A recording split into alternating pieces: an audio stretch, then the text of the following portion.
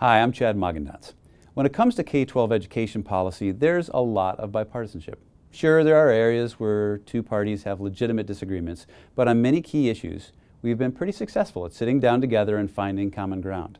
Unfortunately, there's one area where it's not so much Democrats versus Republicans, but one single special interest versus just about everybody else. That single special interest is the Washington Education Association, also known as the WA, the state teachers union. I want to make clear here that I'm not talking about individual teachers themselves, but rather one small group of people who make up the union leadership. The WA has a long history of blocking or trying to block reforms aimed at improving the quality of public education. This time the WA is opposed to a minor change in state law that would allow school districts to once again have control of nearly $40 million in federal funds that can be used for local student needs. You may have heard or read about a federal waiver that the U.S. government revoked last year for Washington State.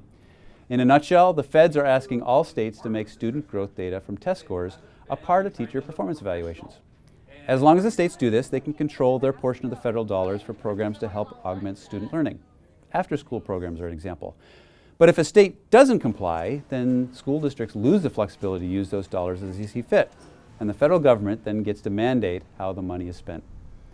Last year, as a result of the WA placing tremendous pressure on elected Democrats, the state legislature failed to pass a bill to include student growth data as one factor in teacher evaluations. So Washington State had its federal waiver revoked. The results have been terrible. We've heard from countless school districts across the state who've had to cancel or drastically cut programs for at-risk students, all because the WA doesn't want to have even the slightest bit of accountability. So in addition to school districts and individual teachers, newspaper editorial boards across the state have criticized the WA for being the lone obstacle to this very simple, very reasonable reform. But because of its political power, the WA, at least so far, has gotten away with it. It is my hope that good policy can trump politics. There is so much at stake for our students in our local schools. It would be a shame if this one special interest were able to block legislation that's so important to so many. As a ranking Republican on the House Education Committee, I'm going to do everything I can to try to overcome this political obstacle. I'll keep you posted. That's all for today. Thanks and have a great week.